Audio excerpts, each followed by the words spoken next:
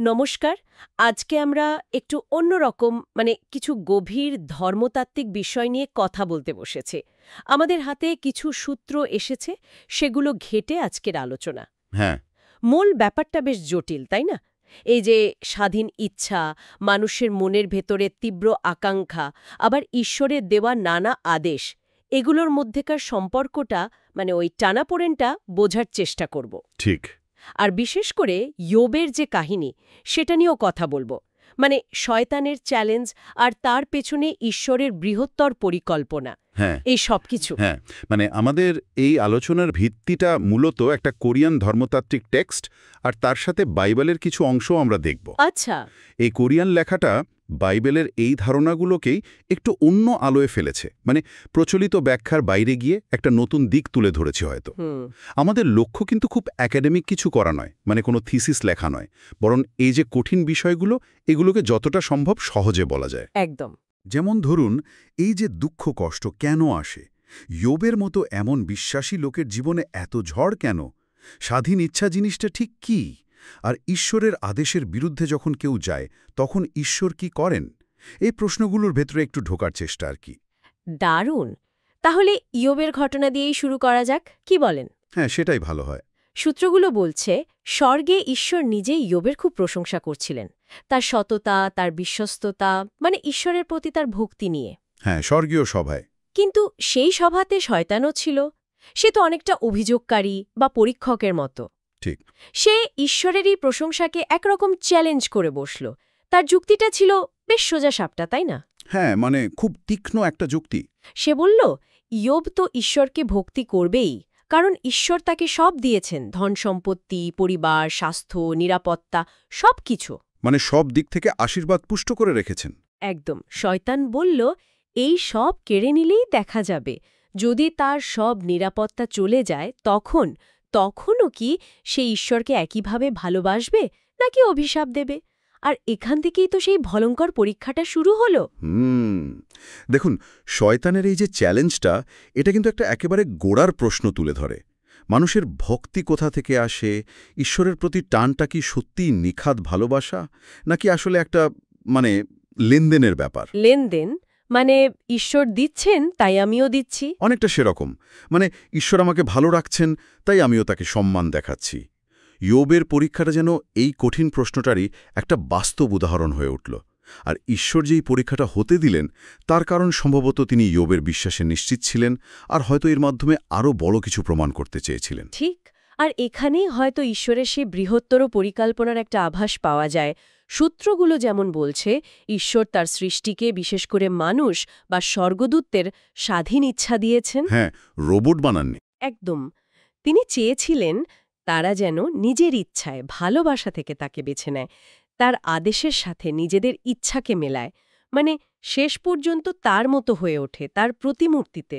যেমন আদিপুস্তকে বলা আছে। হ্যাঁ, কিন্তু এখানেই তো একটা অন্তর্নিহিত টানাপোড়েন তৈরি হয়। সূত্র বলছে, সৃষ্টির ক্ষমতা সীমিত, সে চাইলেই সব পারে না, সব বোঝে না। অথচ তার আকাঙ্ক্ষা। হ্যাঁ, তার আকাঙ্ক্ষা বা চাওয়ার ইচ্ছেটা প্রায় অসীম, অতৃপ্ত। বাইবেলের অন্য জায়গাতেও তো এই অতৃপ্তির কথা আছে। এই ব্যাপারটা একটা সসীম সত্তার ভেতরে অসীম আকাঙ্ক্ষা, এটা কিন্তু খুবই গুরুত্বপূর্ণ। এটা যেন সৃষ্টির গঠনের মধ্যেই গেঁথে দেওয়া একটা দ্বন্দ্ব। একদিকে ক্ষমতা কম, অন্যদিকে চাওয়ার শেষ নেই। ঠিক। আর এই টানাপোড়েনের মধ্যেই তো ভালো মন্দ, ঠিক ভুল, পছন্দ করার প্রশ্নগুলো আসে। ঈশ্বর কিন্তু এই অবস্থায় সৃষ্টিকে একেবারে একা ছেড়ে দেননি। তিনি পথ দেখিয়েছেন, আদেশ দিয়েছেন। যেমন ধরুন, লেভীয় পুস্তকে বলছেন, পবিত্র হও, কারণ আমি পবিত্র। কিংবা যিশু বলছেন, পরস্পরকে প্রেম করো। এই আদেশগুলো তো ঈশ্বরের ইচ্ছারই প্রকাশ, ভালোবাসার পথ। কিন্তু ঈশ্বর আদেশ দিলেও এই যে ভেতরের বা বাইরের সংঘাতের সম্ভাবনা, সেটাকে তিনি জোর করে মুছে দেন না। কারণ স্বাধীন ইচ্ছা মানেই তো পছন্দের সুযোগ থাকা, ঈশ্বরের পথ নাকি অন্য কোনো পথ। আর এটাও সত্যি যে সৃষ্টি তার নিজের ক্ষমতায় সব ইচ্ছা পূরণ করতে পারে না। ঈশ্বর যতটুকু দেন সেটুকুই সে পায়। তাহলে পরিস্থিতিটা দাঁড়াচ্ছে যে এই কম ক্ষমতা আর বেশি আকাঙ্ক্ষা, এর সামনে দাঁড়িয়ে সৃষ্টিকে একটা সিদ্ধান্ত নিতে হয়। হ্যাঁ, একটা মৌলিক পছন্দ। একটা পথ হল নিজের সীমাবদ্ধতা মেনে নেওয়া, ঈশ্বর যা দিয়েছেন, যে অবস্থায় রেখেছেন তাতেই সন্তুষ্ট থাকা, কৃতজ্ঞ থাকা। পৌল যেমন বলছেন না, যে তিনি যে কোনো অবস্থায় সন্তুষ্ট থাকতে শিখেছেন। হ্যাঁ, ফিলিপিওতে আছে। আরেকটা পথ হল আরও চাই, আরও চাই, এই করতে গিয়ে অন্যের অধিকারে হাত দেওয়া, অন্যেরটা কেড়ে নেওয়া, সেটা সম্পদ হোক, সম্মান বা ক্ষমতা। আর এই কাজটা মানে অন্যের ক্ষতি করে নিজের ইচ্ছা পূরণ, এটা তো সরাসরি ঈশ্বরের মূল আদেশ মানে ভালোবাসার আদেশ, সেটাকে ভেঙে ফেলা। ঠিক, একদম। আর এই লঙ্ঘনটা কিন্তু শুধু একটা নিয়ম ভাঙার মতো সাধারণ ব্যাপার নয়। সূত্রগুলো যেভাবে বলছে, এটা আসলে ঈশ্বরের স্বভাব, তার জ্ঞান, তার শাসন করার অধিকার, এই সব কিছুকেই চ্যালেঞ্জ করা। মানে ঈশ্বরকেই অস্বীকার করা। অনেকটা তাই, কারণ ঈশ্বরের আদেশ তো তার চরিত্রের প্রকাশ। সেটাকে অগ্রাহ্য করা মানে ঈশ্বরকেই, তার প্রজ্ঞাকেই প্রশ্ন করা। এর সবচেয়ে বড় উদাহরণ হিসেবে সূত্রগুলোতে হেলেল বা লুসিফারের কথা বলা হয়েছে। হ্যাঁ, জেশাই, জিহিশকেল। ঠিক, সে ছিল খুব উঁচু পদের এক স্বর্গদূত, কিন্তু তার আকাঙ্ক্ষা এমন বেড়ে গেল যে সে ঈশ্বরের সমান হতে চাইল, যেটা তার ক্ষমতার বা অধিকারের সম্পূর্ণ বাইরে। অসম্ভব একটা চাওয়া। অসম্ভব। আর সেই ইচ্ছা পূরণ করতে গিয়ে সে ঈশ্বরের আদেশের বিরুদ্ধে গেল, বিভেদ তৈরি করল, আর স্বর্গ থেকে তার পতন হল। এই বিদ্রোহ শুধু ক্ষমতার লোভ ছিল না, এটা ছিল ঈশ্বরের ব্যবস্থার ওপর একটা গভীর অবিশ্বাস। সে যেন বলতে চাইল ঈশ্বরের পথ ভুল, নিজের ইচ্ছা পূরণের পথই আসল। এক রাজা বলিতেও তো রাজা আহাবের গল্পে এমন কিছু দেখি আমরা, নাবোতের দ্রাক্ষাক্ষেত নিয়ে। হ্যাঁ, সেটাও ওই একই প্যাটার্ন, আকাঙ্ক্ষা চালিত লঙ্ঘন। আর প্রকাশিত বাক্য তো বলছেই, এই পতিত সত্তা পৃথিবীতে ঈশ্বরের লোকদের বিরুদ্ধে লড়াই চালিয়ে যাচ্ছে। তাহলে শয়তানের মূল যুক্তিটা ঠিক কি? সূত্রগুলো বলছে সে শুধু নিজে বিদ্রোহী হয়েছে তাই নয়, সে অন্যদেরও ঈশ্বরের বিরুদ্ধে নিয়ে যেতে চায়। হ্যাঁ, উস্কে দিতে চায়। তার প্রধান অভিযোগটা কি? সে বলছে ঈশ্বরের আদেশ, বিশেষ করে ওই যে নিঃস্বার্থ ভালোবাসার আদেশ, ওটা মানা সম্ভবই না। অসম্ভব, অবাস্তব। তার মতে সৃষ্টি তো স্বভাবতেই নিজের আকাঙ্ক্ষা পূরণ করতে চাইবে, নিজেকে ভালোবাসবে, নিজের ভালো খুঁজবে, এটাই তো স্বাভাবিক। আর ঈশ্বর নাকি এই স্বাভাবিক ইচ্ছাটাকে দাবিয়ে রাখছেন, অবাস্তব নিয়ম চাপিয়ে দিচ্ছেন, মানে সৃষ্টির প্রতি অন্যায় করছেন। একজন নিষ্ঠুর শাসকের মতো। ঠিক। আর ইয়োবের ঘটনাকেই সে প্রমাণ হিসেবে ঈশ্বরের সামনে আনছে। তার দাবি ইয়োবের সব কেড়ে নিলেই দেখা যাবে সে আর ঈশ্বরকে ভালোবাসবে না, উল্টে অভিশাপ দেবে। তার মানে মানুষের এই যে উপাসনা, ভক্তি, এগুলো আসলে স্বার্থের খেলা। যতক্ষণ পাচ্ছে ততক্ষণই ঈশ্বরকে মানছে। হ্যাঁ, এটাই শয়তানের যুক্তি। যতক্ষণ ঈশ্বর দিচ্ছেন ততক্ষণই ভক্তি, না দিলেই সব শেষ।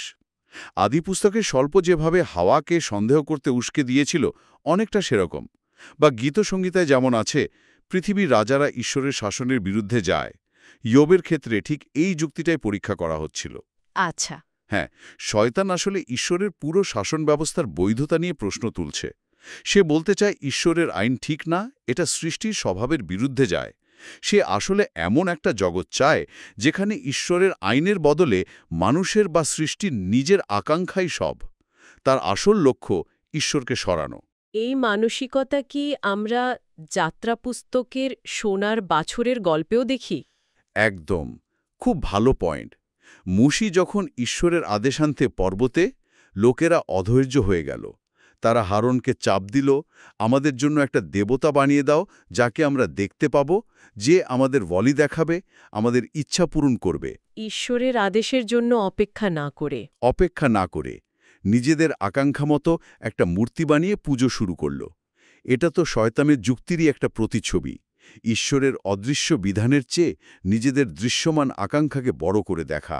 কিন্তু এই যে আকাঙ্ক্ষা আর ঈশ্বরের আদেশের মধ্যেকার দ্বন্দ্ব, এটা কি শুধুই খারাপ? মানে সূত্রগুলো তো অন্য একটা দিকের কথাও বলছে, তাই না? হ্যাঁ, ব্যাপারটা এত সরল নয়। যে আকাঙ্ক্ষা মানেই খারাপ, আদেশ মানেই ভালো। হ্যাঁ, লাগামহীন আকাঙ্ক্ষা আমাদের ঈশ্বর থেকে দূরে সরায়, পাপে ফেলে, যাকব যেমন লিখেছেন। ঠিক। কিন্তু অন্যদিকে যখন আমরা ঈশ্বরের আদেশ মানতে গিয়ে দেখি যে পারছি না, নিজের চেষ্টায় হচ্ছে না, তখন সেই যে ব্যর্থতার বোধ, সেই উপলব্ধিটা হ্যাঁ, সেই উপলব্ধিটাই তো আমাদের ঈশ্বরের দিকে ঠেলে দেয়। আমরা বুঝি তার সাহায্য ছাড়া, তার করুণা ছাড়া হবে না। পৌল গালাতীয়দের লিখছে না আত্মা আর মাংসের মধ্যে লড়াইয়ের কথা? নিরন্তর যুদ্ধ। এই যে ভেতরের যুদ্ধ, এটাই তো আমাদের একটা পছন্দের সামনে এনে দাঁড় করায়। হয় নিজের ইচ্ছের কাছে হার মানো, নয়তো ঈশ্বরের সাহায্য চেয়ে তার পথে চলো। এটা আমাদের আত্মিক ঘুম থেকে জাগিয়ে রাখে। ঈশ্বরকে বেছে নেওয়াই তো শেষ পর্যন্ত জীবনের পথ, মুক্তির পথ। এই জায়গাটা সত্যি ভাবার মতো। আপনি যে ভেতরের দ্বন্দ্বের কথা বললেন, পৌল রোমিও ৭ম অধ্যায়ে যা বলছেন, যা ভালো তা করার ইচ্ছা আছে, কিন্তু করে উঠতে পারি না। হ্যাঁ, খুব পরিচিত অনুভূতি।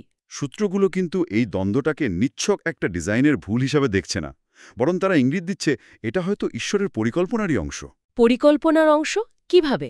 মানে এই যে টানাপোড়েন, এই অপূর্ণতা, এই লড়াই, এগুলোই হয়তো সৃষ্টিকে সবসময় ঈশ্বরের অভাববোধ করায়, তাকে ঈশ্বরের উপর নির্ভর করতে শেখায়।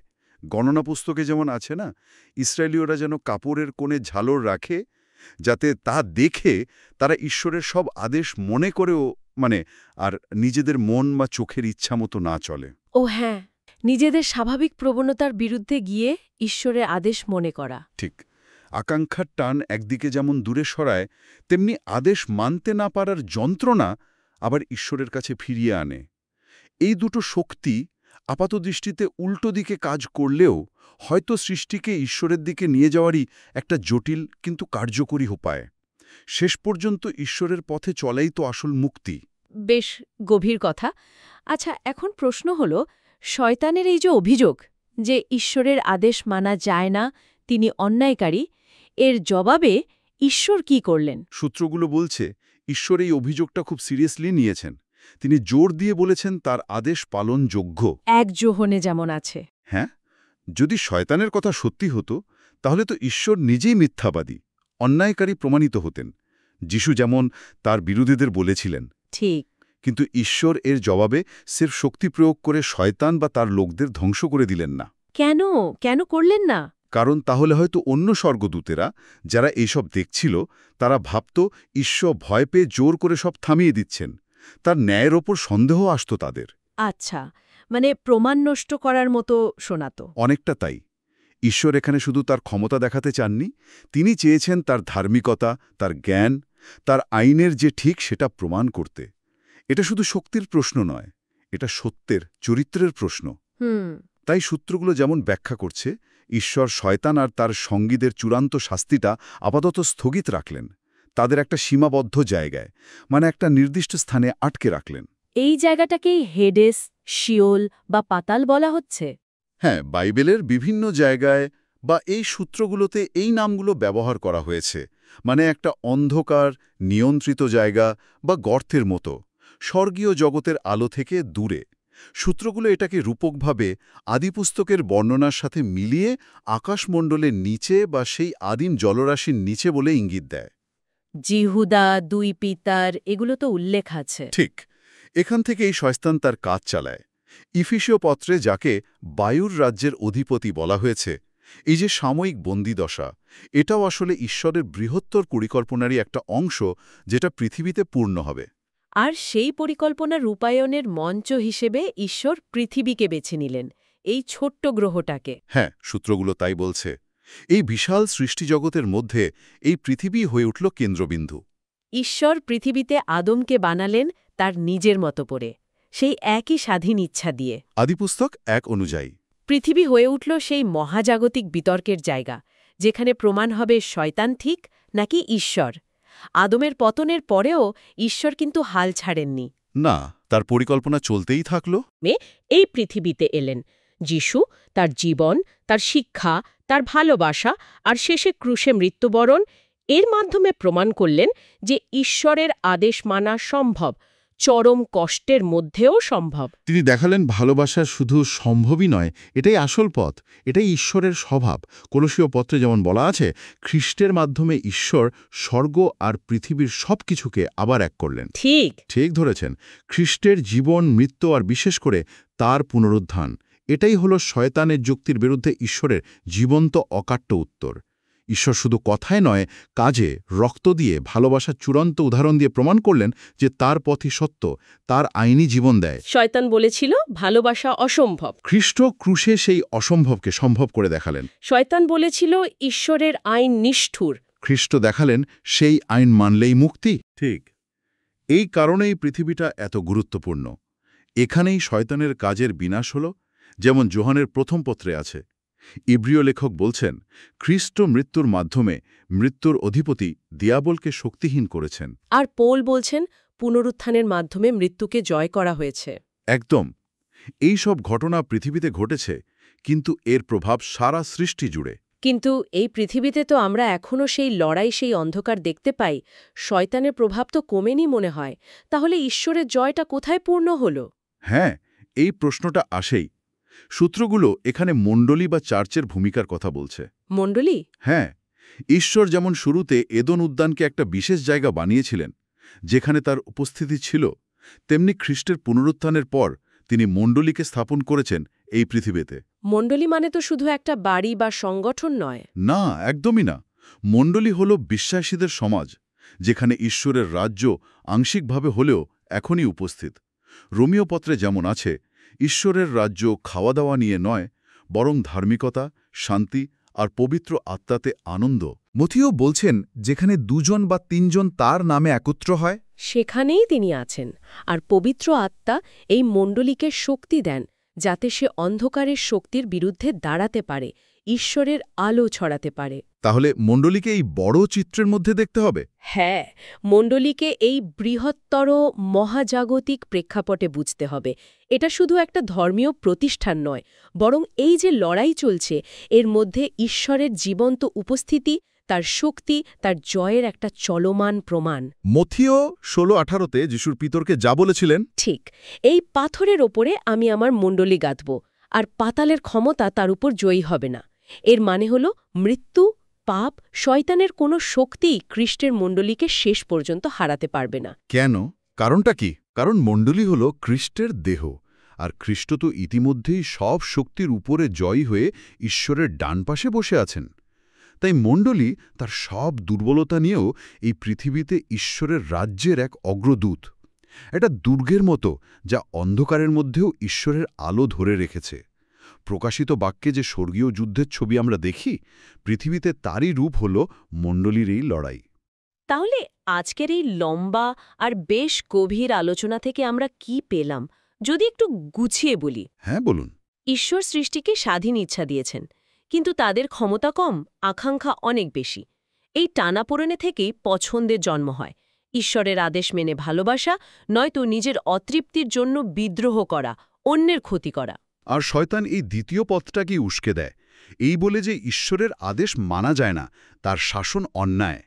ইয়োবের পরীক্ষা ছিল এই যুক্তিরই একটা পরীক্ষা। আর ঈশ্বরের উত্তরে শুধু শক্তি না দেখিয়ে, বরং ইতিহাস দিয়ে, অভিজ্ঞতা দিয়ে আদমের সৃষ্টি, আর শেষে যীশুখ্রিস্টের জীবন, মৃত্যু, পুনরুত্থানের মাধ্যমে তার ভালোবাসা, তার ন্যায় আর তার আদেশের যে পালন করা সম্ভব, সেটা প্রমাণ করলেন।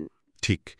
ক্রুশ হল শয়তানের অভিযোগের বিরুদ্ধে ঈশ্বরের ফাইনাল উত্তর, আর পুনরুত্থান হল তার জয়ের গ্যারান্টি।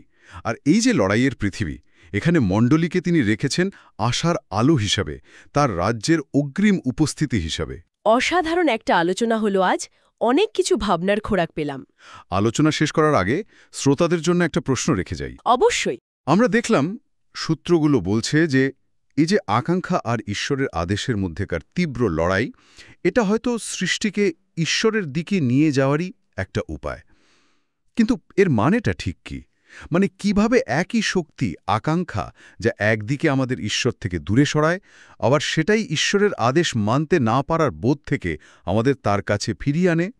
এই উল্টো দিকের টান কিভাবে একই সাথে ঈশ্বরের পথে চালিত করার কৌশল হতে পারে? এটা একটা রহস্য, জানি হয়তো অনেক দিন ভাবা যায়।